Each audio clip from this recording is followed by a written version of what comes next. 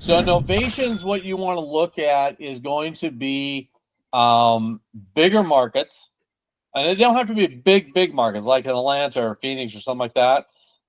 If you can look at like 50,000 population and up to, two or 300,000, those are decent markets because a lot of the big players aren't playing in those.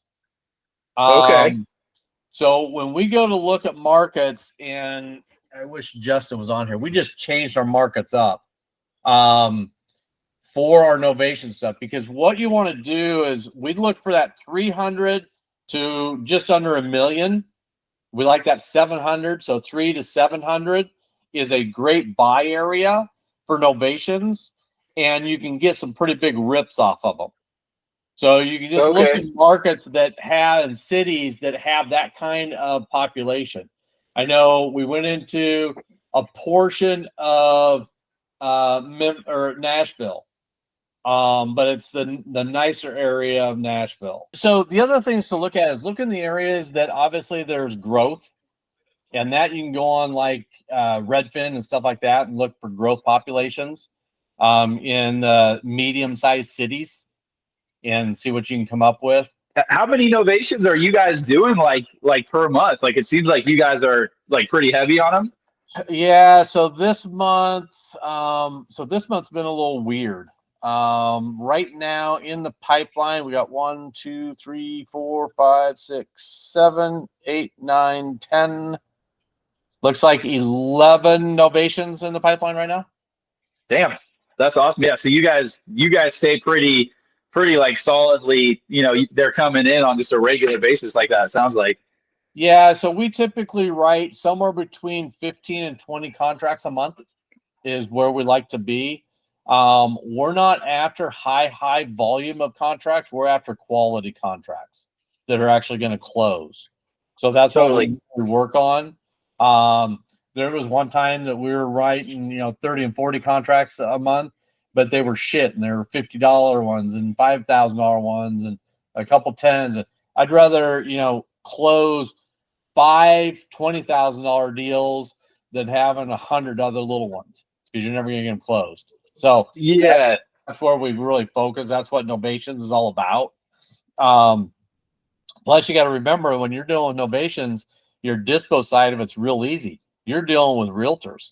Once you have a realtor and your relationship with that realtor in that area, we hand that our realtors deal after deal after deal, and they know exactly what we're doing, and they just go out and sell it for us, and they love us because we're giving them free deals. for sure. Yeah, and it almost eliminates like that whole other half of the business, the whole disposition side. I mean, that's awesome. It. Yep.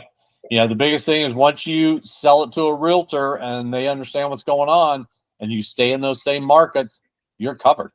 And so it makes it real simple.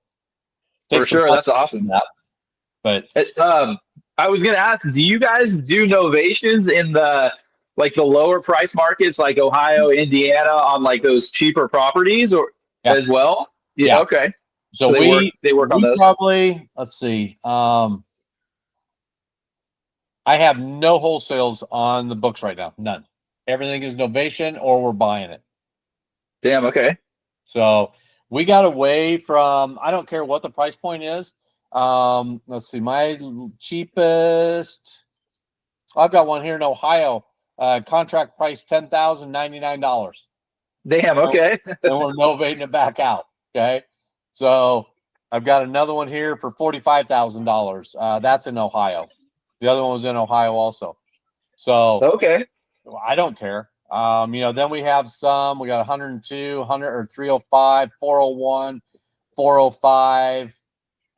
So there's higher ones in there too. So it really varies. Yeah. But like, give me an example. So slide over here. So the one that we're got on a contract for $10,000, estimated profit on that one's going to be about $12,000. So it's smaller than normal. Our 400,000 or 401 looks like it should be about a $74,000 rip. Damn, that's awesome. So they vary. It just really depends. And yeah, we're not going to turn away a deal just because I can't put it in my portfolio. We'll turn around and try to novate it. I don't like doing the wholesale, So we try to novate it. Yeah.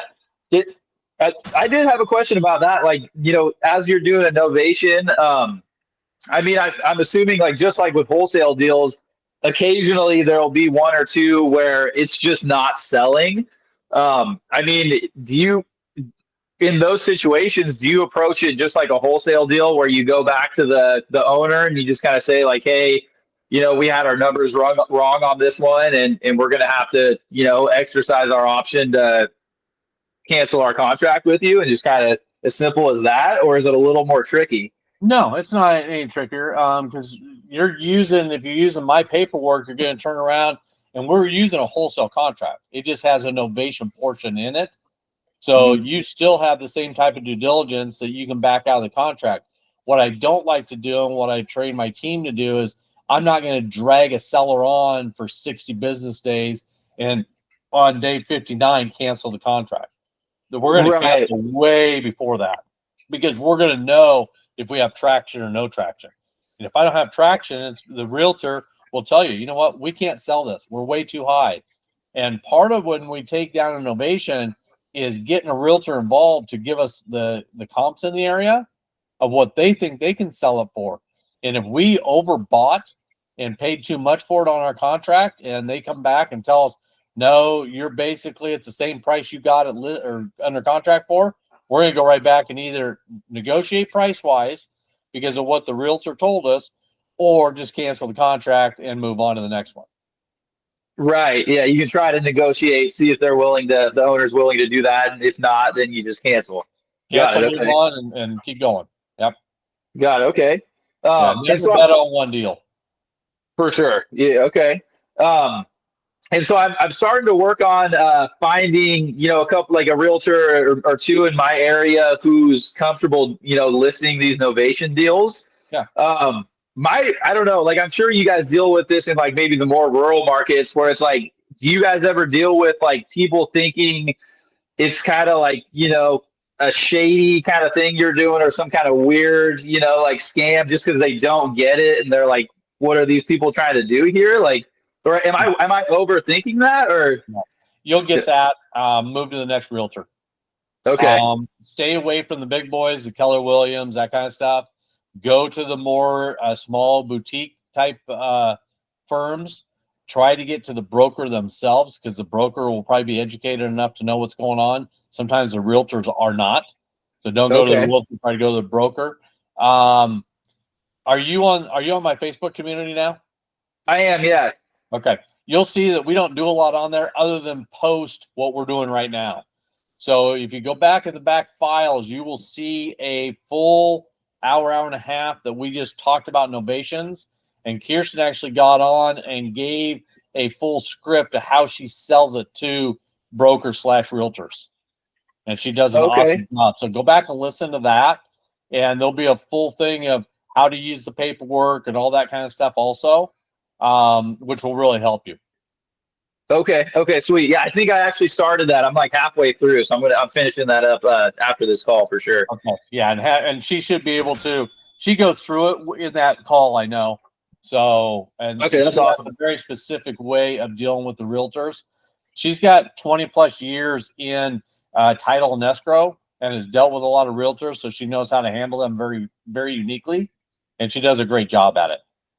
Yeah. Yeah. Yeah. She seems awesome just from the little bit. I think I saw another clip on YouTube of her kind of doing something similar, and yeah, she seems like she has it down real good. Yep, she does. It's funny. Funny. She mentioned on our one-to-one call that her mom actually lives in the same county as me. It's a super like Yeah, really weird little isolated county up here. It's funny. that's crazy. Yeah, I heard her say that when she jumped on. Yeah. Yeah. Yeah, Yeah. Dan. cool. Okay. Well, I think I got one more question for you if you got time. Oh, you're fine. Go for it. So like those bigger deals, like where you said one of them you made like you're getting like a $70,000 spread on it.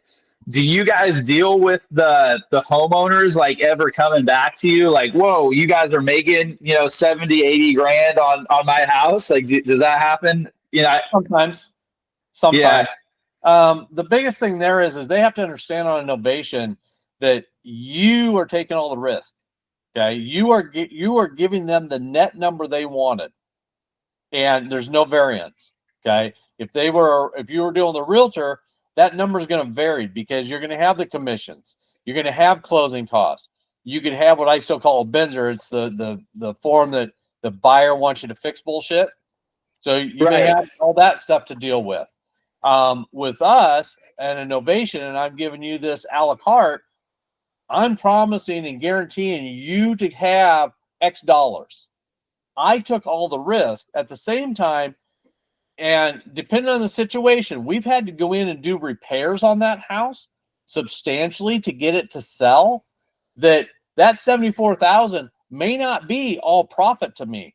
I may have to go in and do $50,000 worth of repair to that house, or new carpet, or new paint, or whatever. So you just got to be careful how you sell it to that seller, because I may, this is on the backside. That's not my profit. I'm going in and doing some rehab to that place, or contributing to rehab to help sell that property. Right. And you're letting them know, that's not, that number they see is not what's going directly to you. It might be. Everything's, but everything's coming out of that number. You're paying the realtors, you're paying all the closing costs. When they see the HUD, they will see that I will be getting $74,000 because the real estate commissions are already taken out. The closing fees are already taken out. If we've had to do anything for to do an appraisal, and let's say it's an FHA and there had to be some little fix up, that's already coming out. So they'll show that it will show that I'm making 74,000. What they don't know is on the backside, am I doing anything for that buyer to take that house? Okay, gotcha. On that. Okay. Right. But so on the back end side, any of the rehab is like the big one, that like the big unknown. Okay, I got you. So that could be a possibility. At the same time, when you're talking to them, if it's a big rip like that 74,000, I don't know what the circumstance is on that one. I have to go back. A lot of times I will go ahead and close on that, or double close those, so they don't see that big number. And usually over about $40,000, $50,000, I'll start thinking about, well, am I going to double close it instead and pay the extra fees? And it depends on how good a rapport we have with that seller and what's gone down. If they're a angry seller and disgruntled, at that point, I'll probably close on it so we don't have any hiccups. Otherwise, I'll just let it run through. We just did one that it was a pretty good size rip, and we ended up just running it through, and it went through, and it was some $80,000 one. And didn't have any problem with it. We thought we would, but the seller was also in dire straits, and they were getting a big cut too. I think they were getting $80,000 or $90,000, and they would have lost all that if they would have backed out, and they couldn't afford to do that at that time. So it depends on the circumstances. Yeah, and so I didn't know you could do can you do like a concurrent, or like a double close or concurrent close, where you're like using all the wholesales deals I've done, I haven't assigned the contract. I actually double closed on them, where I used the end buyer's funds to purchase the property or whatever. Is that what you're talking about doing in this situation, or are you talking about using like private money to actually close on it? I'm using private money to actually close on it, puts it in my name, and I resell it again. Okay. What you're doing is, if you found a title company that will do that, what they call pass-through, that's awesome. Most of them won't do it anymore. Yeah, I've heard that it can be hard to find them. Okay, I must have got lucky with I just was Googling title companies and I just found one that would do it. But okay. Oh, that's awesome. If they'll do it, that's great. Now, when you're doing novations, the only downfall is like FHA, you can't do that with for funding because it has to be in my name for 90 days before I can sell it again to an FHA buyer. Right. So conventional or VA, you're fine. Conventional or VA. Okay, gotcha. And so you could just do that with like one of those transactional lending companies, right? Yeah. Where like basically, when you're doing that, there's no risk of like getting stuck with the deal, right? Like if the end buyer backs out, at least isn't the title company supposed to wait until like the funds from the end buyer is like they're ready to, like the deal, like basically. It depends on the title company. That's really what you want. Is to make sure the funds are there before they actually do all the recording and kind of stuff. It depends on the title company themselves. is there a chance that if it funds and they don't, the other number or other funds don't come, that you're gonna get stuck? Yeah. I just like you say, I like to wait for the title company to receive the loan to funds coming in before they exercise and apply. Right, but you can't really control that, huh? How they do that last little piece of it, I would imagine. Well, the key, yeah, you can. As long as you have a good title company you work with, they don't want to fuck you because you're bringing them multiple deals. So I Right. don't have Okay. a problem having my bridge money sitting there or my transactional money sitting at title. Do not fund and do not record until you get the funded money in your account. Then go ahead and fund and go through it. If it cancels, then my transactional money goes back out and it never got recorded. And yes, I'll have to pay my transaction people a fee, but that's fine. I'm not stuck with a house. Yeah, got it. Okay. Okay, gotcha. So that is a way you can do it if you're making like a super big spread.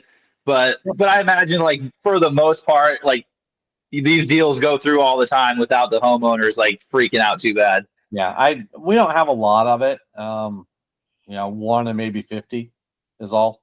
Yeah, totally. Okay. Okay, gotcha. And I think the last question I got for you, like for today, is like, so in your opinion, how do you think I should split up my marketing? Like, do you think I should spend, half my time where I'm working with sellers like here locally and maybe spend the other half of my time, in a virtual market, and just kind of split it up 50-50 like that? I don't know. What do you think would be a good idea? Are you going after novations or buying hold? What are you trying to do right now?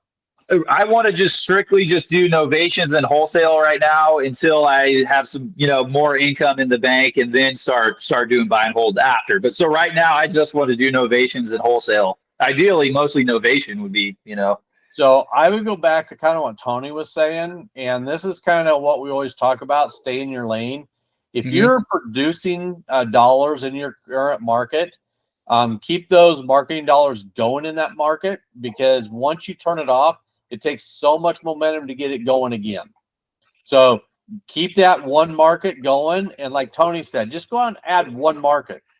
Give it 90 days. If it performs, great. If it doesn't, withdraw it. Go put another market, but leave your current market alone because it's working for you. For So sure. you don't want to turn that off. So, I mean, I'll give you a prime example. My old COO used to go back to Greece once a year and at Christmas time for 2 to 3 weeks. So we kind of closed the office down around Christmas time. We said, okay, well, I don't want to pay for PPC, pay out $25,000 while people are gone. So we paused it. We were told we wouldn't have a problem. We paused it and it fucked us. To turn it back on again, it took months to get going again. Oh man. So I never turn off my main stream, and that's my PPC. I'll change it up a little bit, but then I sample it, like Tony said, for 90 days before I change it again. But I leave that going. Now, right now, we're looking at 2 other marketing strategies that we're looking at adding onto our top of our PPC because we want more leads coming in. And so we're going to add that, and we will sample it for 90 days. If it works, great. If it doesn't, we'll turn it off and do something different.